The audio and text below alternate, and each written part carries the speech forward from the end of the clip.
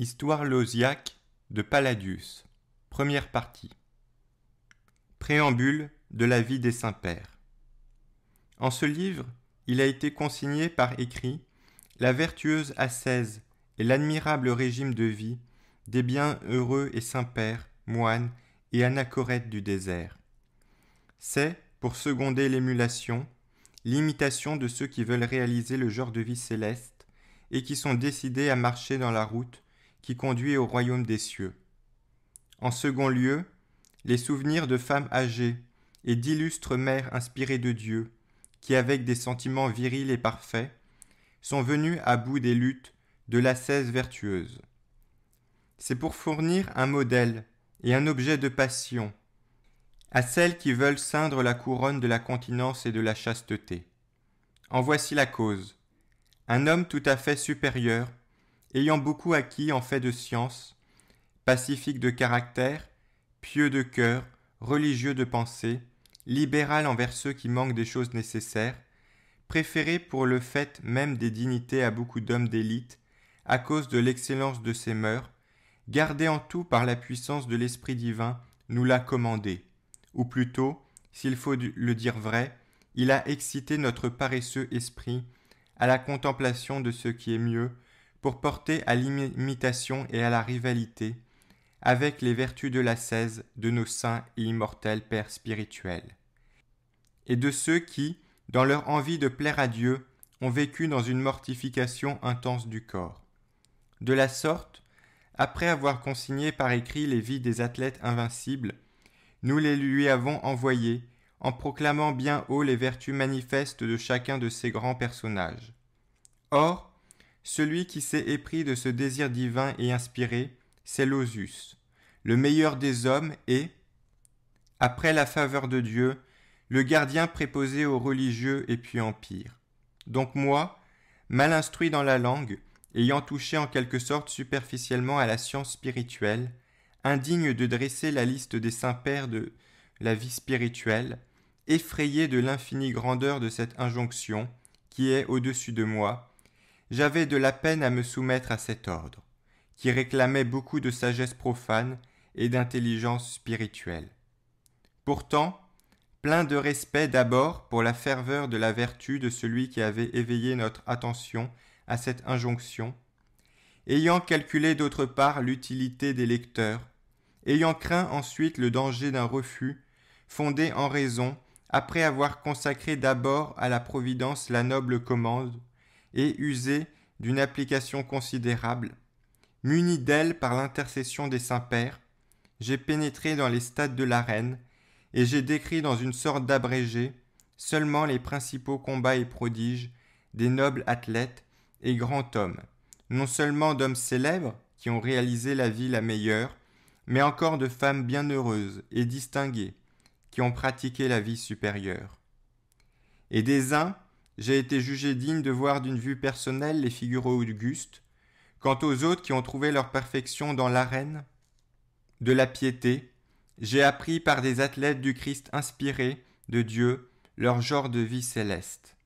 Puis, ayant en circulant parcouru beaucoup de villes et un très grand nombre de villages, toutes grottes, toutes les tentes des moines du désert, dans un voyage à pied, avec un dessein de piété envers Dieu, en toute exactitude j'ai décrit ce que j'ai visité moi-même. D'autre part, j'ai signalé dans ce livre ce que j'ai entendu dire aux saints-pères, les combats de grands hommes et de femmes plus virils que leur naturel, à cause de leur espérance dans le Christ. Le tout, je l'ai envoyé à tes oreilles, qui aiment les sentences divines, ô toi, gloire d'homme excellent et aimant Dieu, ornement du très fidèle et religieux empire, noble serviteur de Dieu et cher au Christ, Lausus. J'ai gravé dans la mesure de la petitesse qui est en moi, le nom insigne de chacun des athlètes du Christ, mâle et femelle. Entre des luttes nombreuses et tout à fait grandioses, je n'en ai exposé pour chacun que quelques-unes, et de fort courtes. J'ai ajouté pour la plupart leur nation, leur ville et le lieu de leur résidence. Puis, nous avons fait mention d'hommes et de femmes qui ont réalisé la vertu d'une façon éminente, mais qui, à cause de la mère de la superbe, celle qu'on appelle la vaine gloire, ont été entraînés dans l'extrême gouffre et au fond de l'enfer. Les mérites de l'ascèse qu'ils avaient acquis à la suite de longues périodes et de beaucoup de labeur par leurs désirs et leurs luttes ont été dissipés en une minute par les fumées de l'orgueil et l'amour-propre. Mais, par la grâce de notre Sauveur, par la prévoyance des saints pères et la compassion d'entrailles spirituelles, ils ont été arrachés au filet du diable, et par les prières des saints, ils ont recouvré leur vie vertueuse antérieure. Transcription d'une lettre écrite par Palladius, évêque, à Lausus, le préposé. J'estime heureux ton dessein. C'est en effet justice de commencer cette lettre par des félicitations. Parce que pendant que tous sont bouche béante pour les vanités, et emploient pour édifier des pierres dont ils n'ont pas à se réjouir, toi-même tu veux qu'on t'enseigne des paroles d'édification. Certes, le Dieu de l'univers est seul à ne pas recevoir d'enseignement, parce qu'il est son principe à lui-même et n'a pas d'autre avant lui. Mais tout le reste reçoit l'enseignement parce que produit et créé. Les premiers ordres ont pour docteur la Trinité suprême. Les seconds apprennent des premiers, les troisièmes des seconds, et ainsi de suite par ordre jusqu'au dernier. En effet, les supérieurs en connaissance et en vertu instruisent dans la science les inférieurs. Par conséquent, ceux qui croient n'avoir pas besoin de docteurs, ou qui n'obéissent pas à ceux qui les instruisent avec charité, sont malades d'ignorance, la mère de l'orgueil. Viennent en tête pour leur perte ceux qui, à cause de la même passion, ont été déchus du séjour céleste. Les démons qui volent dans l'air, après avoir fui leur docteur des cieux. C'est que les mots ou les syllabes ne sont pas l'enseignement, et quelquefois même appartiennent à ceux qui sont méchants au possible. Au contraire, l'enseignement ce sont les actes de droiture du caractère, l'absence d'humeur chagrine, l'intrépidité, la bravoure, le calme, la franchise en tout, celle-là même qui engendre les discours comme une flamme de feu. Car, si cela n'est pas, le grand docteur n'aurait pas dit à ses disciples « Apprenez de moi, que je suis doux et humble de cœur. » Il ne style pas les apôtres au langage élégant, mais à la circonspection du caractère, ne chagrinant personne, excepté ceux qui haïssent le Verbe et qui haïssent des docteurs. En effet, il faut que l'âme qui s'exerce selon Dieu, ou bien apprenne fidèlement ce qu'elle ne sait pas, ou bien enseigne clairement ce qu'elle sait. Mais si elle ne veut pas l'un des deux, le pouvant, elle est malade de folie. Car c'est un commencement d'apostasie que le dégoût de l'enseignement, et l'inappétence de la parole dont a toujours faim l'âme de celui qui aime Dieu.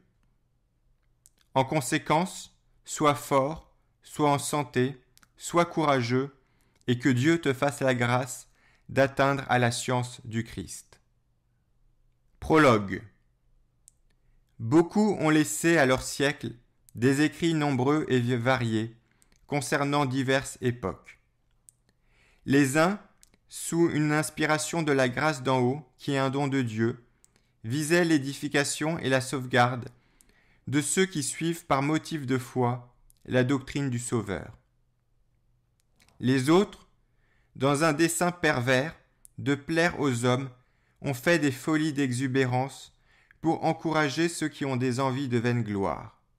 Puis d'autres, sous l'influence d'une sorte de manie et d'une intervention du démon, qui est le bien, par orgueil et par fureur, en vue de perdre les hommes à l'esprit léger et de souiller l'Église catholique immaculée, se sont portés sur les pensées des insensés en ressentiment contre la vie sainte. J'ai eu aussi mon projet, dans mon humilité, dans mon respect, ô homme très studieux, pour l'injonction de ta magnanimité, laquelle vise le progrès de l'âme, alors que je passe une 33e année, apparemment, du régime des frères et de la vie monastique, une 20e d'épiscopat et une 56e de vie totale. Et alors que tu désires des relations détaillées sur les pères, hommes et femmes, que j'ai vus, dont j'ai entendu parler, que j'ai fréquentés dans le désert d'Égypte, en Libye, en Thébaïde, à Sienne, au-dessus de laquelle sont ce qu'on appelle les Tabénésiotes. Puis, en Mésopotamie, en Palestine, en Syrie et dans les parties de l'Occident, à Rome, en Campanie et dans les régions alentours. C'est en prenant les choses dès le début, de mettre au jour à ton intention, sous forme de narration, le petit livre que voici. Mon but, c'est qu'ayant là un memento vénérable et salutaire à l'âme et un remède incessant contre l'oubli, tu te débarrasses grâce à lui d'une part de tout assoupissement qui proviendrait d'une convoitise déraisonnable et, d'autre part, de toute indécision et ladrerie dans les choses nécessaires, de toute paresse et pusillanimité dans ce qui regarde le caractère, d'aigreur de sentiments, de troubles, de chagrins et de craintes déraisonnables, en même temps que de la surexcitation du monde. Et qu'alors, avec un désir incessant, tu progresses dans ta résolution de piété. Tu deviendras un guide pour toi-même, pour ceux qui sont avec toi et sous toi, et pour les très pieux empereurs. Car c'est au moyen de ces œuvres méritoires que tous les amis du Christ s'empressent de s'unir à Dieu. Tu attendras aussi la délivrance de l'âme chaque jour, selon ce qui est écrit. Il est bon de s'en aller et d'être avec le Christ. Philippiens, chapitre 1, verset 23. Et ceci, tiens, prête tes œuvres pour le départ et prépare-toi sur ton champ. En effet, qui se souvient toujours de la mort, qu'elle viendra fatalement et ne tardera point, n'aura pas de grande défaillance. Il ne se trompe pas sur la base des prescriptions, et il n'est pas porté à conspuer la simplicité et l'inélégance de l'expression. Car ce n'est certes pas l'affaire de l'enseignement divin de parler avec raffinement, mais de persuader l'esprit avec des concepts de vérité, selon ce qui a été dit, ouvre ta bouche à la parole de Dieu. Et encore, ne te détourne pas de ce que racontent les vieillards, et en effet, eux aussi ont appris de leur père. Or donc, ô homme de Dieu très studieux, moi suivant en partie cette sentence, j'ai été en contact avec un grand nombre de saints. Cela n'a pas été par manière d'acquis, par suite d'un calcul subsidiaire. Mais, ayant effectué une marche de 30 jours, et de 2 fois autant, après avoir en quelque sorte, en présence de Dieu, parcouru dans un trajet à pied toute la terre des Romains, je me suis accommodé des mauvaises conditions de voyage, en vue de rencontrer un homme aimant, Dieu, afin de gagner ce que je n'avais pas.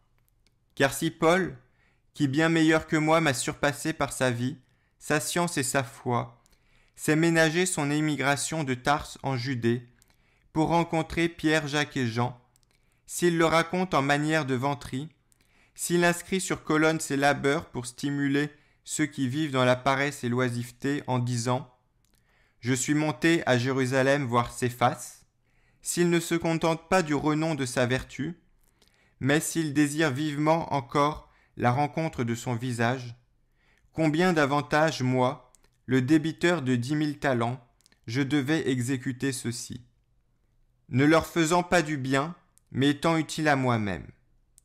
Et en effet, ceux qui ont écrit les vies des pères, Abraham et les suivants, Moïse, Élie et Jean, les ont racontés, non pas pour les glorifier, mais encore pour être utiles à ceux qui liront.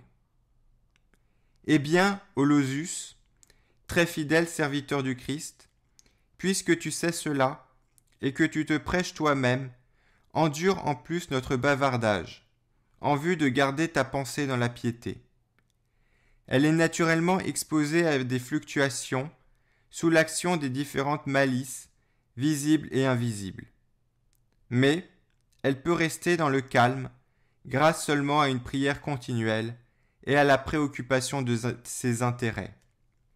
Car beaucoup d'entre les frères, infatués de labeur et d'aumône, se targuant de célibat ou de virginité, et ayant placé leur confiance dans une méditation de sentence divine et dans des pratiques de zèle, ont perdu de vue l'impassibilité. Par manque de discernement, sous prétexte de piété, ils ont eu la maladie de certaines curiosités. Et de là naissent des entreprises compliquées ou des activités coupables qui éloignent l'habitude de bien faire, mère de l'application qu'on doit à ses intérêts personnels. C'est pourquoi, je t'en supplie, montre du courage en n'entassant pas grassement la richesse. Aussi bien, c'est ce que tu as fait. Tu l'as amoindrie suffisamment en la distribuant à ceux qui ont besoin, à cause du service qui en revient pour la vertu. Tu n'as point dans quelque impulsion, dans une présomption déraisonnable, pour plaire aux hommes, entravé d'un serment ta détermination, ainsi que l'ont éprouvé quelques-uns, qui après avoir, par rivalité, pour la gloriole, de ne pas manger ou boire, asservi leur libre arbitre à la contrainte du serment, y ont ensuite manqué lamentablement, par attachement à la vie, par découragement et par volupté, et ont ressenti les douleurs du parjure. En conséquence, si par raison tu prends une part, et si par raison tu t'abstiens, tu ne pécheras jamais. C'est qu'en nous, parmi les émotions, la raison qui est divine d'un côté, bannit les choses nuisibles. D'un autre côté, elle accepte ce qui est assez avantageux. En effet, pour le juste, la loi n'est pas établie. Car l'action de boire du vin avec raison est chose meilleure que l'action de boire de l'eau avec orgueil. Et regarde-moi comme des hommes saints, ceux qui ont bu du vin avec raison, et comme des hommes profanes, ceux qui ont bu de l'eau sans raison. Et ne blâme plus ni ne loue plus la matière, mais proclame heureuse ou malheureuse l'intention de ceux qui usent, bien ou mal, de la matière.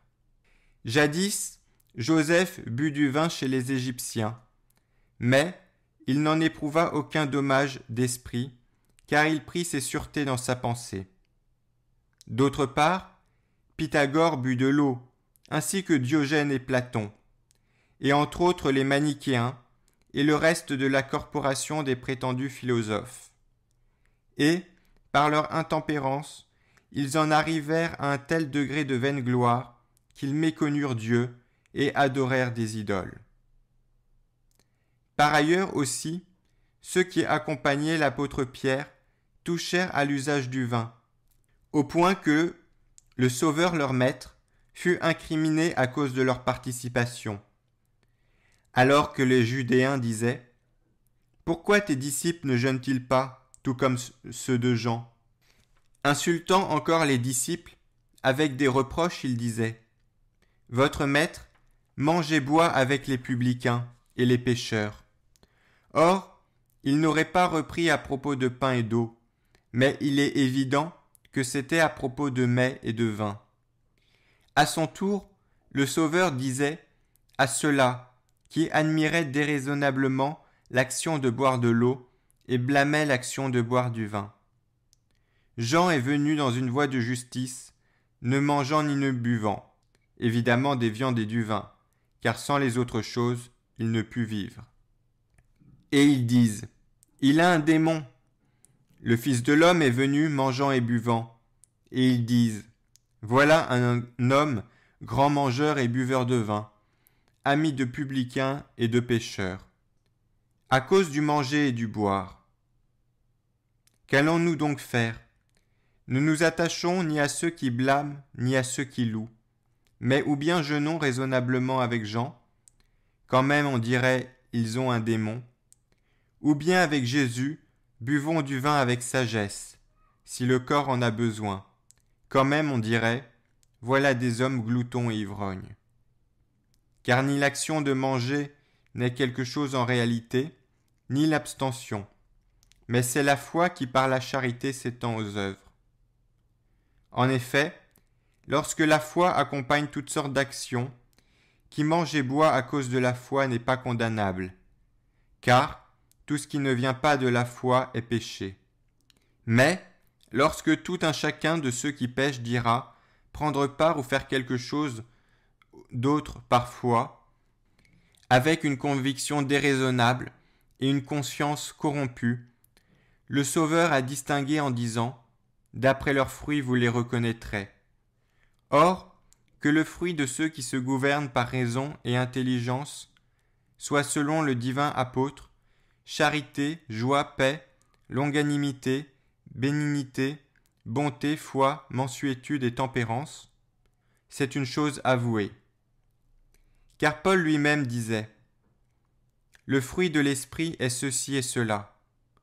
Mais parce que celui qui cherche à avoir de tels fruits ne mangera pas déraisonnablement, sans but et à contretemps, de la viande, ne boira pas de vin et n'habitera pas avec une conscience mauvaise, le même Paul disait encore « Tout homme qui combat a de la tempérance en tout ». D'une part, quand la chair est en santé, il s'abstient des choses engraissantes. D'autre part, quand elle est souffrante ou dolente, ou, en relation avec des chagrins et des conjonctures fâcheuses, il usera d'aliments et de boissons, comme de remèdes pour la guérison des affligés, et il s'abstiendra des choses nuisibles relativement à l'âme, colère, haine, vaine gloire, morosité, détraction et soupçons déraisonnables, en rendant grâce dans le Seigneur.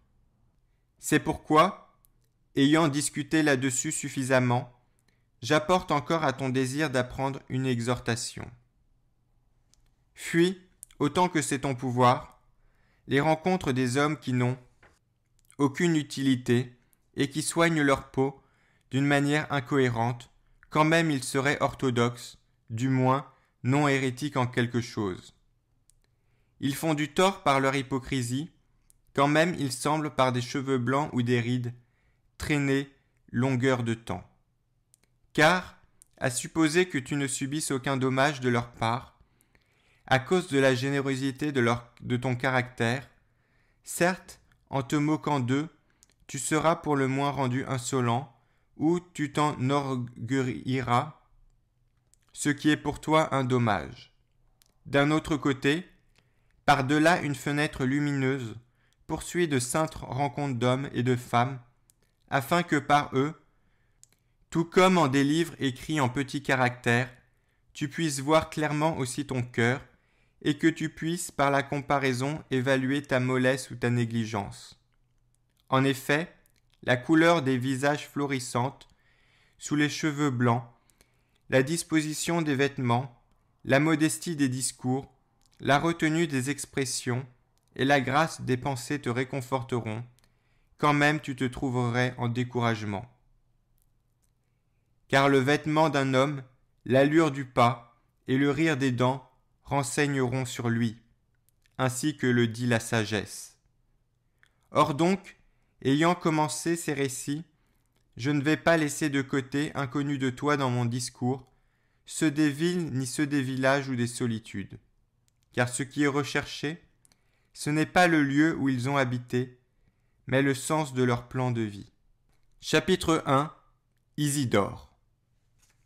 La première fois que j'ai mis le pied dans la ville des Alexandrins, lors du second consulat de Théodose, le grand empereur, qui subsiste maintenant parmi les anges à cause de sa foi au Christ, je rencontrai dans la ville un homme admirable, distingué sous tout rapport dans ses mœurs et dans sa science.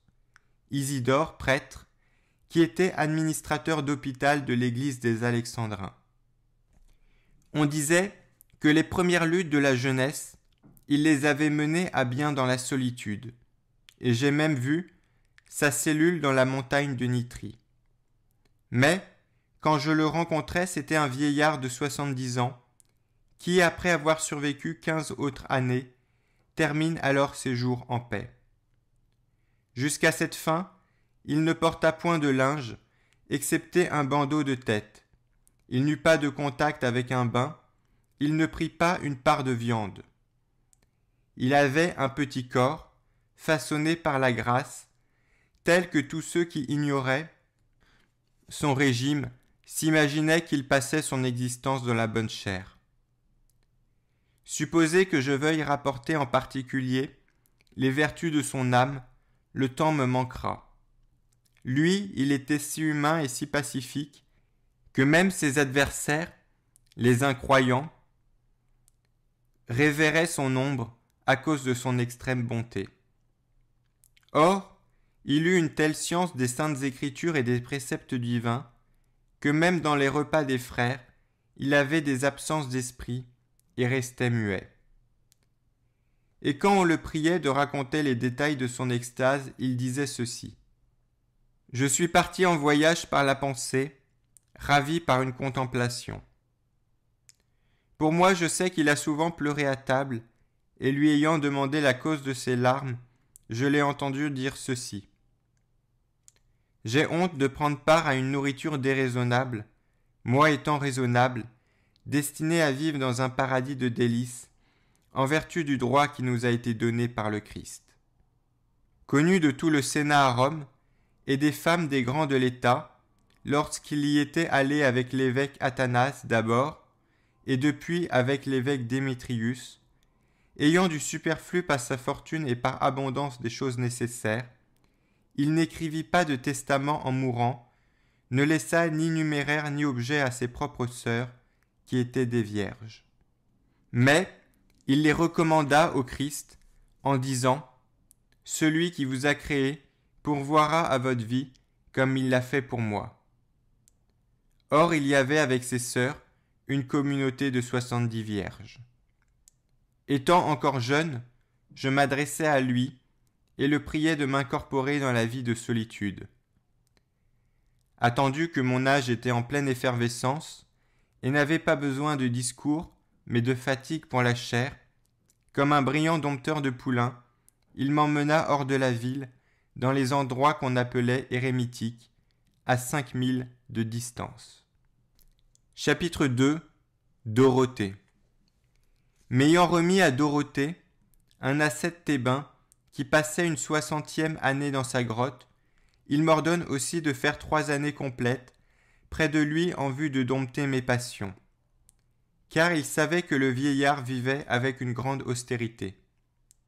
Puis, il m'enjoignit de m'en retourner vers lui à cause de l'instruction spirituelle. Mais, n'ayant pu faire complètement mes 3 ans, étant tombé de faiblesse, je fus de la sorte avant les 3 ans séparé de Dorothée. C'est que son régime était accablant de chaleur et très sec. En effet, durant tout le jour, à la chaleur, dans le désert le long de la mer, il ramassait des pierres et les disposant toujours en bâtisse et en faisant des sellas, il les cédait à ceux qui ne pouvaient pas bâtir. Tous les ans, il achevait une sella. Et comme je lui avais dit un jour, « Père, que fais-tu en tuant dans une si grande vieillesse ton pauvre corps au milieu des chaleurs ?» Il répondit en disant, « Il me tue, je le tue. » Il mangeait en effet 6 onces de pain et une chaînée de légumes à tige effilée, et il buvait la quantité d'eau suffisante. Devant Dieu qui m'est témoin, je n'ai pas connaissance qu'il ait étendu les pieds, ni dormi sur une natte de jonc, ni sur un lit, mais durant toute la nuit, en étant assis, il tressait de la corde en feuilles de palmier, en raison de sa nourriture. Or, m'étant imaginé que c'était devant moi seul qu'il faisait cela, j'appris avec plaisir, en questionnant minutieusement aussi d'autres de ses disciples qui demeuraient à part, ceci. Dès sa jeunesse, il eut cette manière de vivre, n'ayant jamais dormi délibérément, si ce n'est qu'occupé à quelque chose ou en train de manger, il en est venu à fermer l'œil, terrassé par le sommeil. De la sorte souvent, le pain lui tombait de la bouche, au moment de manger, par excès d'assoupissement. Comme je le contraignais une fois de se laisser tomber un petit moment sur sa natte, il me disait, un peu contristé, « Si tu arrives à persuader les anges de dormir, tu persuaderas aussi l'homme rempli de zèle. » Dans son puits, vers l'heure de none, il m'envoya un jour remplir sa cruche, en vue d'y goûter pour l'heure de none. Or, il se trouva qu'étant parti, je vis dans le puits, au fond, un aspic, et je ne puisais plus l'eau, mais m'en étant allé, je lui dis ceci. Nous sommes morts, abbé, car j'ai vu un aspic dans le puits. Alors, ayant souri, il me regarda longuement avec gravité, et ayant branlé la tête, il disait, « S'il vient plaire au diable de se changer dans tout puits en serpent ou en tortue, et de tomber dans les sources d'eau, est-ce que tu restes sans jamais boire ?»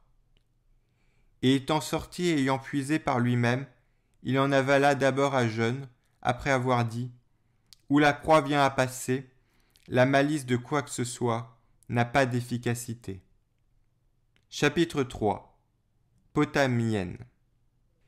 Ce bienheureux Isidore, qui s'est rencontré avec Antoine le Bienheureux, m'a raconté ce fait, digne d'être écrit, l'ayant appris de lui. C'est qu'une certaine Potamienne, ainsi appelée, au temps de Maximien le persécuteur, jeune fille très belle, se trouvait la servante d'un individu. Son maître, après l'avoir obsédée par de nombreuses promesses, ne put la convaincre. Or, à la fin, furieux, il la remet au préfet d'Alexandrie d'alors. La lui ayant donnée, livrée comme chrétienne, et blasphémant son temps et les empereurs à propos des persécutions, il lui suggéra avec de l'argent ceci. Si elle s'arrange de mon dessein, garde-la sans la punir. Mais, si elle persistait dans sa rigueur, il demanda de la punir, afin qu'elle ne se moquât plus vivante de son libertinage. Or, quand elle eut été amenée devant le tribunal, on ébranlait comme une tour sa résolution, avec divers instruments de supplice. Parmi ces instruments, le juge ayant rempli de poix une grande chaudière, ordonna de mettre le feu par-dessous. Donc la poix, bouillonnant et s'enflammant avec violence, il se tourna vers elle. Ou bien va-t'en, soumets-toi aux volontés de ton maître, ou bien, il faut que tu saches que je commande qu'on te verse dans la chaudière. Alors elle répondit en disant, puisse ne jamais exister un pareil juge qui commande de se soumettre au libertinage. Rendu furieux, il ordonne qu'on la dévête et qu'on la jette dans la chaudière. Mais elle élève la voix en disant, par la tête de ton empereur que tu crains, s'il a été décidé par toi de me punir de la sorte, ordonne qu'on me laisse descendre peu à peu dans la chaudière, afin que tu vois quelle patience me donne le Christ, que tu méconnais. Et, descendue peu à peu, durant l'espace d'1 heure, elle rendit l'âme quand la poix lui fut venue jusqu'au cou. Chapitre 4. Didyme. Oui, certainement, un très grand nombre de tous ceux et de toutes celles qui arrivèrent à la perfection dans l'église des Alexandrins sont dignes de la terre des doux. Parmi eux également, il y a Didyme l'écrivain, celui qui devint privé de ses yeux. Avec lui, j'ai eu 4 rencontres séparées par des intervalles, en allant vers lui pendant 10 ans. Car il finit ses jours à 85 ans. Il se trouvait sans yeux, comme lui-même me le raconta, ayant perdu la vue à 4 ans, n'ayant pas étudié d'écrit, ni fréquenté de maître. C'est qu'il avait puissant le maître, selon la nature, sa propre conscience. Il a été orné d'une telle grâce de science, que d'après ce qu'on raconte, s'accomplit sur lui ce qui est écrit, le Seigneur rend savants les aveugles. En effet, il interpréta mot à mot l'Ancien et le Nouveau Testament. Et il s'appliqua tellement aux doctrines, exposant avec finesse et solidité son commentaire sur elles, qu'il surpasse en science tous les anciens. Or, lui me pressant un jour de faire une prière dans sa cellule, et moi ne voulant pas, il disait en me le racontant ceci. Dans cette cellule entra pour la 3e fois le bienheureux Antoine qui m'a rendu visite. Et invité par moi à faire une prière, immédiatement il fléchit le genou dans la cellule et ne m'amena pas à répéter mon dire, m'ayant de fait donné une leçon dans cette obéissance. De sorte que, si tu marches sur la trace de son observance, en tant que voué à la solitude, en recevant l'hospitalité par motif de vertu, mets de côté la contestation. Et il me raconta également ceci de cette façon. Songeant à la vie de Julien, l'empereur misérable étant persécuteur, j'étais découragé un jour et, jusqu'au soir avancé, je ne goûtais pas de pain à cause de cette préoccupation. Il se trouva qu'étant assis sur ma chaise, je fus terrassé par le sommeil, et je vis en extase des chevaux blancs, accourant avec leurs cavaliers, et proclamant « Dites-le à Didyme, aujourd'hui à la 7e heure, Julien a fini. » T'étant donc levé, mange et informe, disent-ils, l'évêque Athanase, afin que lui aussi le sache. Et dit-il, je remarquai l'heure, le mois, la semaine et le jour, et cela fut trouvé conforme. Chapitre 5. Alexandra. Et il me parla aussi d'une servante du nom d'Alexandra, qui, ayant abandonné la ville et s'étant enfermée dans un sépulcre, recevait par une ouverture ce dont elle avait besoin, sans se rencontrer en face, ni avec des femmes ni avec des hommes, pendant 10 ans. Mais, la 10e année, elle s'endormit dans la mort, après s'être revêtue de l'habit monastique, de sorte que la personne qui allait la voir selon l'habitude et n'obtint pas de réponse nous l'annonça. En conséquence, ayant démoli la porte et étant entrés, nous la trouvâmes morte. Or, à propos d'elle, la très heureuse Mélanie, dont je parlerai plus tard, nous disait aussi ceci. Je ne l'ai jamais vue en face, mais, m'étant placé près de l'ouverture, je la priai de me dire la cause pour laquelle elle s'enferma dans ce sépulcre. Et par l'ouverture, elle fit entendre sa voix en me disant ceci. Un homme s'est détraqué l'esprit à mon sujet, et pour ne point paraître l'affliger ou le décrier, j'ai mieux aimé m'introduire vivante dans ce sépulcre que de donner du scandale à une âme faite à l'image de Dieu. Et moi, dit-elle, ayant dit, comment donc supportes-tu de ne voir personne, mais au contraire de lutter contre l'ennui? Elle me dit ceci. Depuis le matin jusqu'à l'heure de none, je prie heure par heure en filant le lin. Quant aux heures qui restent, je repasse en esprit les saints patriarches, prophètes, apôtres et martyrs. Et après avoir mangé mon pain, je suis dans l'attente, les autres heures, en persévérant fidèlement et prête à accepter la fin avec une délicieuse espérance. Chapitre 6. La Vierge riche. Je ne laisserai pas non plus de côté dans ce récit ceux qui ont vécu avec mépris.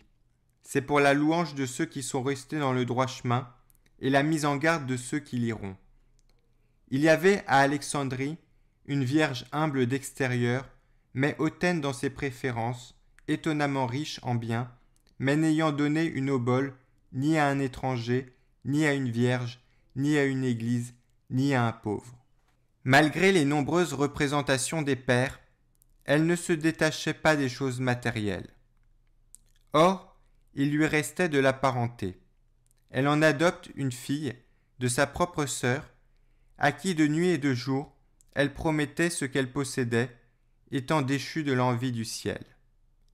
Car c'est aussi une forme de la tromperie du diable. il nous amène à souffrir des transes pour la cupidité, sous prétexte d'aimer nos parents. En effet, que lui-même ne se soucie pas d'une famille, puisqu'il nous apprend à tuer un frère, une mère et un père, et ces choses avouées. Mais quand même il semble inspiré de la sollicitude pour nos proches, il ne le fait point par dévouement pour eux, mais en vue d'exercer l'âme à devenir injuste, sachant bien la sentence, les injustes n'hériteront pas du royaume de Dieu. Cependant, on peut, mu par un sentiment de prudence qui se rapporte à Dieu, sans négliger son âme, donner assistance à ses proches, si du moins ils sont dans le besoin. Mais quand on subordonne son âme tout entière au souci de ses proches, on tombe sous la loi en estimant son âme pour quelque chose de vain. Or, le saint psalmiste chante ceci à propos de ceux qui s'occupent de leur âme avec crainte. Qui montera à la montagne du Seigneur, c'est pour dire rarement. Ou bien, qui se tiendra dans son saint lieu à lui, celui qui a les mains innocentes et le cœur pur, qui n'a pas reçu en vain son âme. Car tous ceux-là reçoivent leur âme en vain, qui ont de la négligence pour les vertus, en croyant qu'elles se dissouent avec la misérable chair. Quant à cette Vierge, le très saint Macaire, prêtre et administrateur de l'hospice des pauvres estropiés, ayant voulu, d'après, certes ce qu'on dit par une espèce de saignée, l'alléger de son avarice, imagine l'expédient que voici. Dans sa jeunesse, en effet, il était ouvrier en pierrerie, ce qu'on appelle lapidaire. Et étant sorti, il lui dit « Des pierres sont tombées fatalement entre mes mains. Ce sont des émeraudes et des hyacinthes, et je n'ai pas à dire si elles ont été trouvées ou volées. Elles ne sont pas livrées à leur valeur, étant au-delà d'une estimation. Celui qui les a les met en vente pour 500 pièces de monnaie.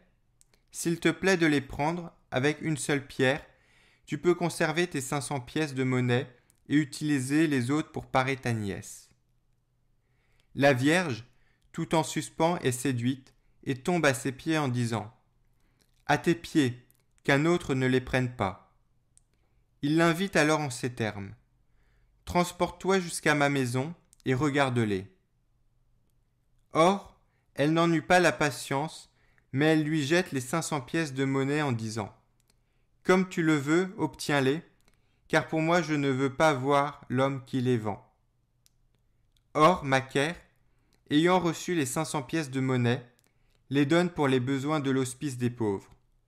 Puis, le temps ayant galopé, comme l'homme d'Alexandrie rempli d'amour de Dieu et compatissant paraissait avoir un grand crédit, il fut en effet dans sa force jusqu'à 100 ans, et nous-mêmes avons passé quelque temps avec lui, elle avait scrupule de le faire ressouvenir.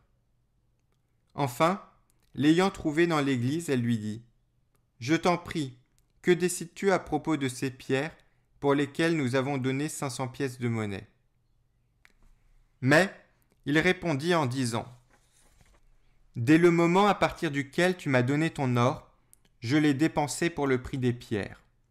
Et si tu veux venir et les voir dans l'hospice, car c'est là qu'elles sont, viens et vois. Si elles t'ont plu, car autrement reprends ton or. » Et elle y alla bien volontiers. Or, c'était l'hôpital des pauvres, contenant des femmes pour l'étage supérieur et des hommes pour l'étage inférieur. Et l'ayant conduite, il l'introduit au portail et lui dit « Que veux-tu voir d'abord ? Les hyacinthes ou les émeraudes ?» Elle lui dit « Ce qui te semble bon. » Il la fait monter à l'étage supérieur et lui montre des femmes mutilées, ayant des visages ravagés. Et il lui dit « Voici les hyacinthes. » Et il la fait descendre ensuite en bas et lui dit, lui ayant montré les hommes, « Voici les émeraudes. S'il arrive qu'elles te plaisent, car autrement reprends ton or. » Alors bouleversée, elle sortit et s'en étant allée, elle tomba malade du chagrin considérable de ce qu'elle n'avait pas fait cette chose-là selon Dieu. Plus tard, elle remercia le prêtre quand la jeune fille dont elle s'occupait mourut après un mariage sans enfant. Chapitre 7. ceux de Nitrie. Donc, après m'être trouvé et avoir passé 3 ans dans les monastères autour d'Alexandrie, avec des hommes excellents et très fervents, environ 2000, m'en étant retourné de là, je vins à la montagne de Nitrie. Or, entre cette montagne et Alexandrie est situé un lac qu'on appelle Maria, sur 70 000. L'ayant traversé en 1 jour et demi, je vins à la montagne sur la partie qui regarde le midi. À cette montagne est adjacent le grand désert qui s'étend jusqu'à l'Éthiopie, au Mazik et à la Maurétanie. Sur cette montagne habitent environ 5000 hommes ayant des genres de vie différents. Chacun comme il peut et comme il veut, de sorte qu'il est permis de demeurer seul ou à 2 ou davantage. Sur cette montagne, il y a 7 boulangeries servant à la fois à ceux-là et aux anachorètes du grand désert qui sont 600 hommes. Ayant donc séjourné sur cette montagne 1 année, ayant reçu beaucoup de services des bienheureux pères, Arcissus le Grand, Putubas, Asion, Chronius et Sérapion, et stimulé par eux, au moyen de récits nombreux sur des pères, je pénétrai dans le désert le plus intérieur. Sur cette montagne de Nitrie est une grande église dans laquelle se dressent 3 palmiers, ayant chacun un fouet suspendu. L'un est à l'intention des solitaires qui commettent une faute, l'autre pour les voleurs, si du moins il en tombe par là, un autre pour ceux qui viennent par hasard. Ainsi, tous ceux qui bronchent et qui sont convaincus, comme méritant des coups, embrassent le palmier et reçoivent sur le dos les coups réglementaires. Alors on les délivre. Puis à l'église est attenante une hôtellerie, dans laquelle on accueille l'étranger qui vient jusqu'à ce qu'il s'en aille volontairement, tout le temps, quand même il demeurerait 2 ou 3 ans. Or, après lui avoir concédé 1 semaine dans l'inactivité, les autres jours, on l'attire à des travaux, ou de jardin, ou de boulangerie, ou de cuisine. Mais s'il mérite de la considération, on lui donne un livre, sans lui permettre de s'entretenir avec personne avant l'heure. Sur cette montagne également vivent des médecins et des pâtissiers. Puis, ils usent aussi du vin, et l'on vend du vin. D'un autre côté, tous ces gens-là façonnent de leurs mains du linge, de sorte que tous sont des personnes à qui rien ne manque. Et certes aussi, vers l'heure de none, on peut se lever et écouter comme de chaque résidence, les psalmodies s'échappent, en sorte qu'on croit être élevé dans le paradis.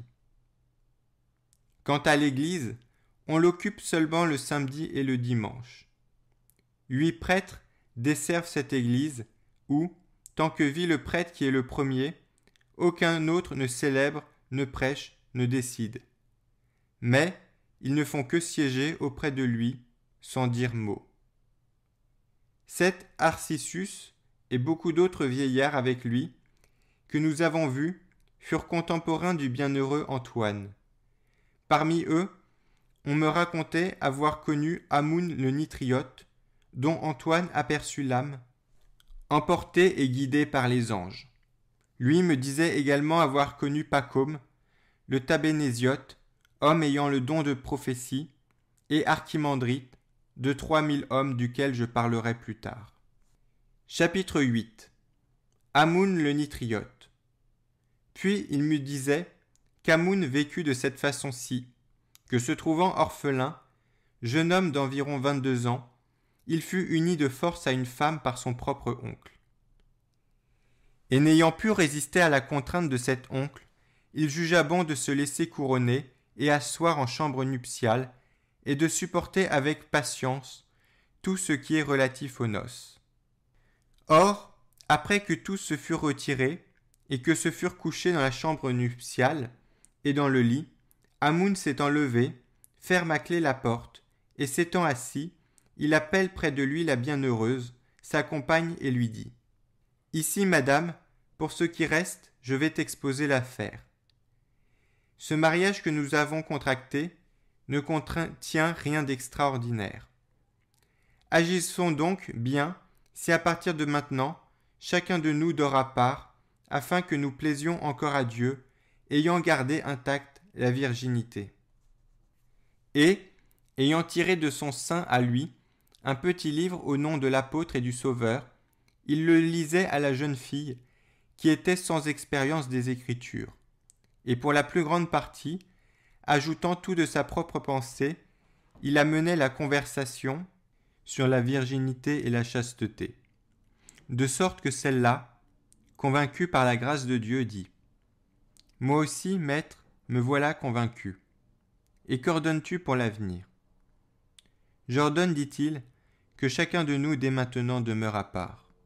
Mais elle ne le supporta pas, disant « Demeurons donc dans la même maison, mais dans des lits différents. » Ayant donc vécu 18 ans avec elle dans la même maison, pendant chaque jour, il vaquait au jardin et à la plantation de baumiers, car il était fabricant de baume.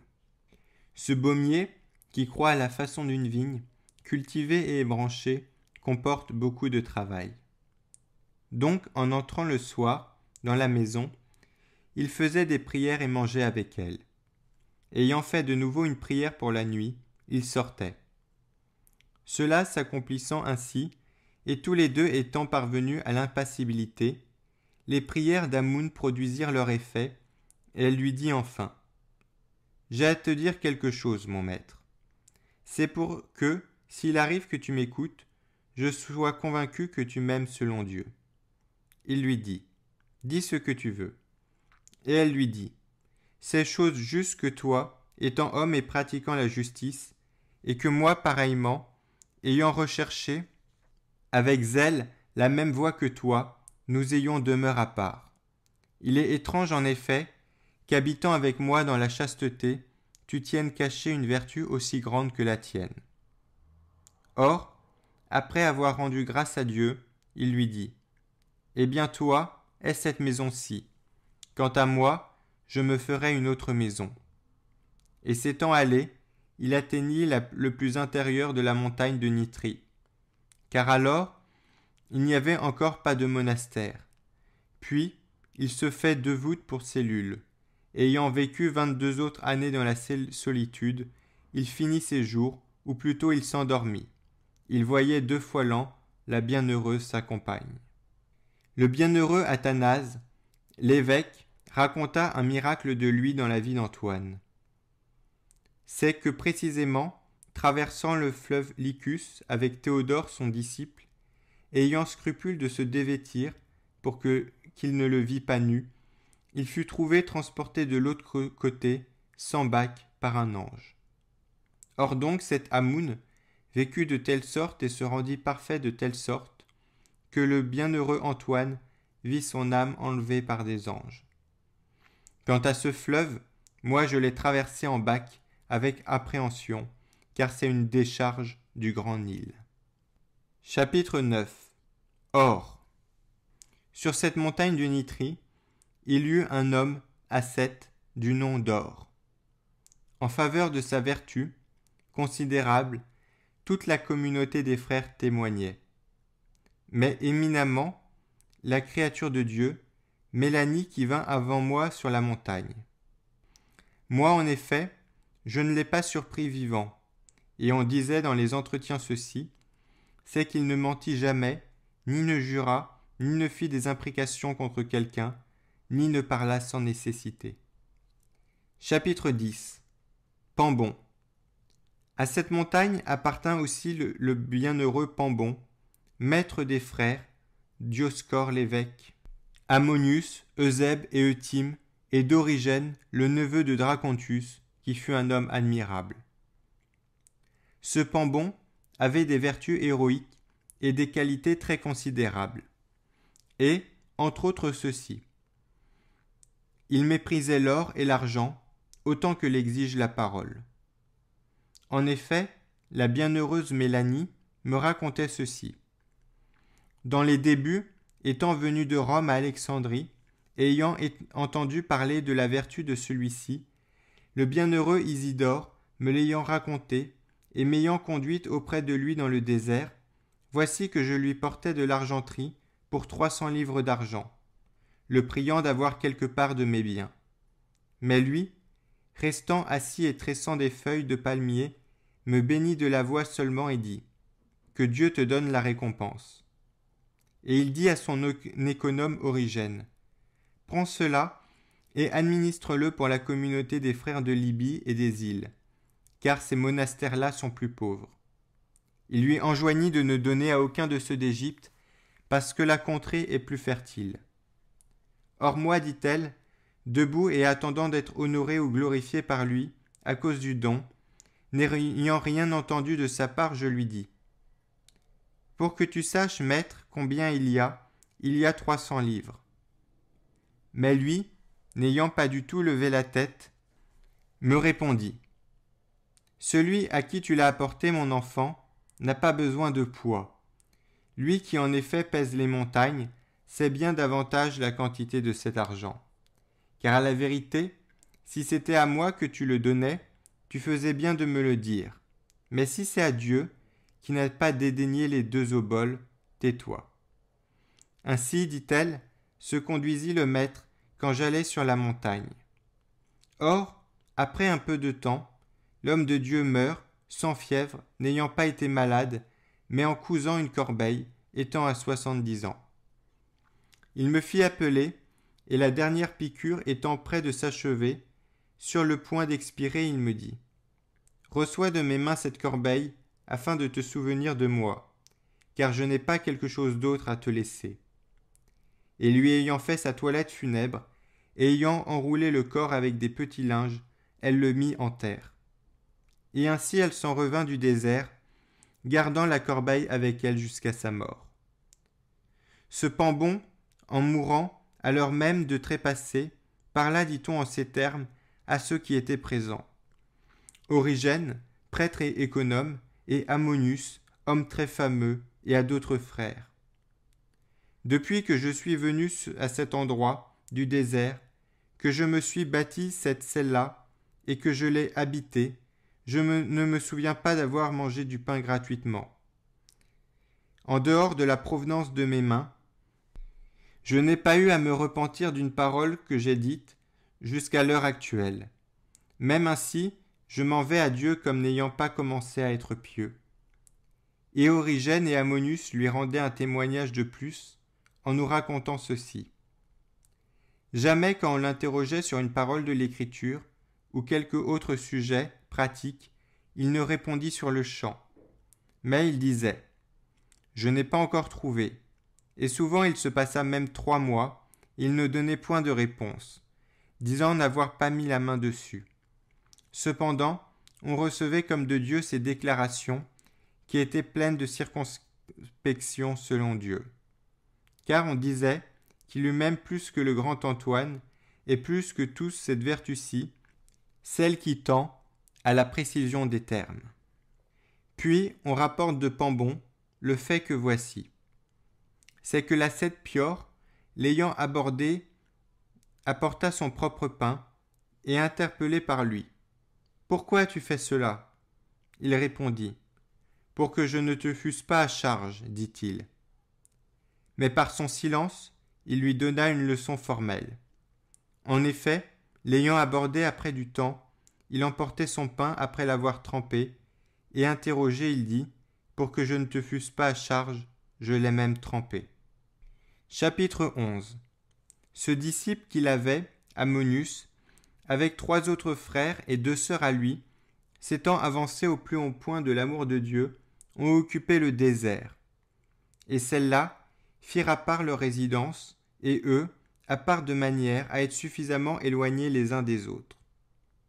Or, comme l'homme était excessivement érudit, et qu'une ville s'éprit de lui en vue d'un évêque, ils se rendirent auprès du bienheureux Timothée, et le supplièrent de leur ordonner pour évêque.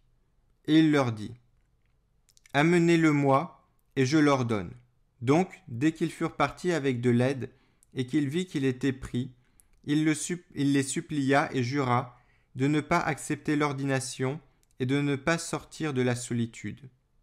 Et ils ne les lui accordèrent pas. Alors eux, le regardant ayant pris des ciseaux, il se trancha l'oreille gauche jusqu'à la base en leur disant « Aussi bien, à partir de maintenant, soyez convaincus qu'il m'est impossible de le devenir. La loi interdisant qu'un homme à l'oreille coupée soit promu au sacerdoce. » L'ayant donc ainsi laissé libre, ils se retirèrent et ils partirent le dire à l'évêque. Et il leur dit « Que cette loi soit observée chez des Juifs.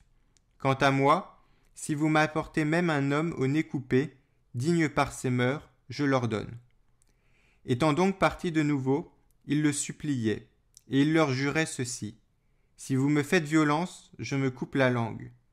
En conséquence, l'ayant laissé libre, ils se retirèrent. De cet Ammonius, on rapporte ce fait merveilleux. C'est que jamais quand la volupté se réveillait chez lui, il n'épargna sa propre chair. Mais, ayant mis un fer au feu, il l'appliquait contre ses membres, de sorte qu'il était tout ulcéré. Cependant, sa table fut dès sa jeunesse jusqu'à la mort, vouée aux aliments crus. En effet, hormis du pain, il ne mangea jamais rien de ce qui passait par le feu. Puis ayant appris par cœur l'écriture ancienne et nouvelle, il passa en revue dans des écrits d'hommes savants, Origène, Didyme, Pierrus et Étienne, 600 myriades, ainsi que lui rendent témoignage les pères du désert.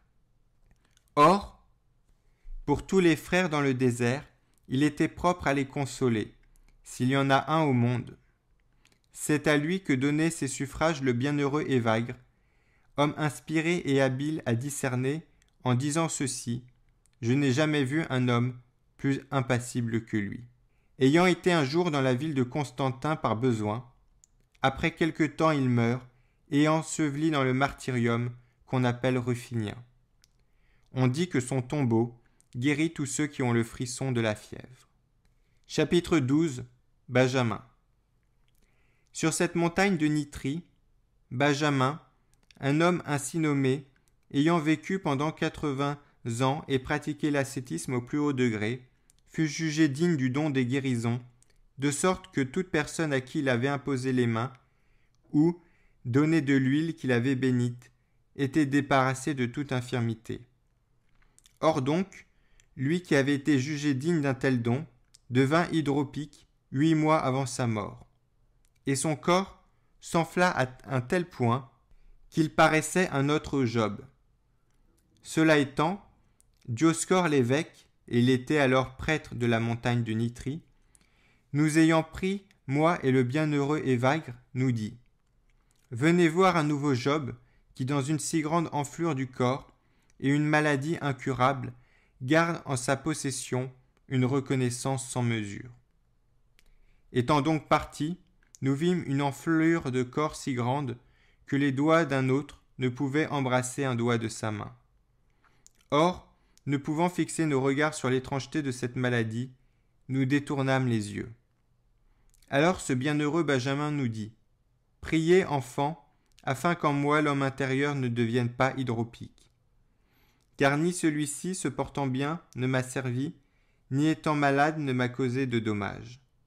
Donc, pendant les 8 mois, une litière à 2 personnes très large et très dressée, sur laquelle il était assis sans cesse, ne pouvant plus être remonté sur un lit à cause du reste des besoins.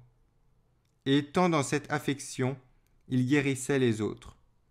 Quoi qu'il en soit, j'ai raconté en détail forcément cette maladie, afin que nous ne soyons pas déconcertés lorsqu'il arrive aux hommes justes quelque contretemps. Or, quand il fut mort, les seuils de la porte furent enlevés, ainsi que les montants, afin que le corps pût être emporté de la maison, tellement était grande l'enflure. Chapitre 13. Apollonius. Un certain Apollonius, de nom, ex-négociant, ayant renoncé au monde et habité la montagne de Nitrie, ne pouvant apprendre ni un art ni le métier de l'écriture, à cause qu'il était avancé en âge, vécut sur la montagne 20 ans et eut cette occupation. Achetant à Alexandrie de ses biens particuliers et de ses travaux familiers toutes sortes d'objets médicaux ou de cellules, il les fournissait à toute la communauté des frères dans les maladies. Et il était possible de le voir du matin jusqu'à l'heure de none, circulant à travers les monastères, entrant à chaque porte, de peur que quelqu'un ne soit alité. Or, il portait des raisins secs, des grenades, des œufs, des pains, de fleurs de farine, ce dont on peut avoir besoin, ayant trouvé pour sa vieillesse ce genre de vie qui lui était avantageux. En mourant, il laissa ses drogues à un pareil à lui, après l'avoir exhorté à remplir le même office. En mourant, il laissa ses médicaments à un pareil à lui, après l'avoir exhorté à remplir le même office. C'est que 5000 moines habitant la montagne, il était besoin aussi de cette surveillance-là, parce que l'endroit est désert. Chapitre 14. Paisius et Ésaïe. Paisius, un autre, et Ésaïe, on les appelait ainsi frères, avaient pour père un marchand espagnol. Le père étant mort, ils se partagèrent ce qui existait dans des immeubles qu'ils eurent, ce qui fut trouvé d'une part en 5000 pièces de petite monnaie, d'autre part en vêtements et en domestiques. Ils en firent la revue l'un avec l'autre, et ils se consultent entre eux en disant : vers quelle règle de vie nous faut-il aller, frères ? Si nous allons au commerce que notre père a suivi, nous aussi nous avons à laisser nos labeurs à d'autres. Et peut-être même succomberons-nous au risque des voleurs ou de la mer. Eh bien voici, allons à la vie monastique, afin que nous mettions à profit les biens de notre Père et que nous ne perdions pas nos âmes. Le but de la vie monastique leur plut donc. Mais ils se trouvèrent en divergence, l'un par rapport à l'autre à une chose, l'autre par rapport à une autre. C'est que, s'étant partagés les biens, ils s'appliquaient chacun au dessein de plaire à Dieu, mais par une tactique opposée. L'un ayant tout éparpillé sur des centres d'ascétisme, des églises et des prisons, ayant appris un métier doux, il se procurerait le pain, s'appliqua à l'ascèse et à la prière. Quant à l'autre, n'ayant rien dissipé, mais s'étant fait un monastère et adjoint quelques frères, il recueillait tout étranger, tout infirme, tout vieillard, tout pauvre, dressant 3 ou 4 tables le dimanche et le samedi. C'est ainsi qu'il dépensa ses richesses. Or, tous deux étant morts, différents éloges funèbres se faisaient d'eux, comme de 2 personnages accomplis. Et aux uns plaisait celui-ci, et aux autres celui-là. Une discussion étant donc tombée dans la communauté des frères sur ces éloges, ils partent vers le bienheureux Pambon, et ils lui soumettent le différend, en demandant à apprendre le genre de vie qui était supérieur. Et il leur dit : tous deux sont parfaits, car l'un a donné en spectacle une œuvre d'Abraham, l'autre d'Élie. Alors ils lui disent : à tes pieds, comment est-il possible qu'ils soient égaux ? Il en est qui préfèrent l'ascète et disent ceci : il a fait une action évangélique, ayant vendu et donné tout aux pauvres, portant la croix heure, jour et nuit, et se mettant à la suite du Sauveur et des prières. Mais ceux qui sont de l'autre partie disent ceci : celui-ci en a montré tout autant à ceux qui sont dans le besoin, au point qu'il s'est arrêté sur les grands chemins pour rassembler les affligés. Et non seulement il a réconforté sa propre âme, mais celle de beaucoup d'autres, en traitant les malades et en donnant des secours. Le bienheureux Pambon leur dit : encore une fois je vous dirai, tous deux sont égaux, et je certifie à chacun de vous que celui-ci, s'il n'avait pas fait tant d'ascétisme, ne serait pas devenu digne d'être comparé pour la bonté à celui-là. D'un autre côté, celui-là, en réconfortant les étrangers, y trouvait aussi du réconfort, et quand même il paraissait porter la charge provenant d'une fatigue, du moins il avait encore le réconfort qui s'y attache. Mais attendez, afin que j'en reçoive de Dieu la révélation, et après cela, vous viendrez l'apprendre. Quand donc ils vinrent des jours après, ils lui firent de nouveau leur demande, et il leur dit, en quelque sorte devant Dieu, « Je les ai vus tous deux à la fois, établis dans le paradis. » Chapitre 15. Macaire le jeune. Un homme nommé Macaire, le jeune, à 18 ans environ, en jouant avec ses compagnons d'âge le long du lac appelé Marie, en faisant paître des quadrupèdes, commit un meurtre involontaire. Et, sans rien dire à personne, il gagne le désert. Il se plongea dans une telle crainte de Dieu et des hommes qu'il fut insensible, et pendant 3 ans demeura sans toit dans le désert. Or, la terre y est sans pluie, et tous le savent, soit d'après des récits, soit par expérience. Plus tard, il se bâtit une cella, et ayant vécu dans cette cellule 25 autres années, il fut jugé digne du don de conspuer les démons, tout en faisant ses délices de la solitude. Ayant beaucoup séjourné avec lui, je lui demandai comment était son sentiment au sujet de son péché du meurtre. Il disait qu'il était loin du chagrin, au point même de rendre grâce pour le meurtre, car le meurtre involontaire est devenu pour lui un principe de salut. Et il disait, en se rapportant d'après les Écritures, le témoignage que Moïse n'aurait pas été jugé digne de la vision de Dieu, et de ce don si grand, et de la rédaction des saintes paroles, si par crainte du Pharaon, à cause de son meurtre qu'il avait commis en Égypte, il n'avait pas gagné la montagne du Sinaï. Cependant, je ne dis pas cela pour frayer la route au meurtre, mais pour montrer qu'il y a aussi des vertus dues aux circonstances, dans les cas où l'on ne se porte pas volontairement au bien. En effet, parmi les vertus, les unes sont volontaires, les autres sont dues aux circonstances.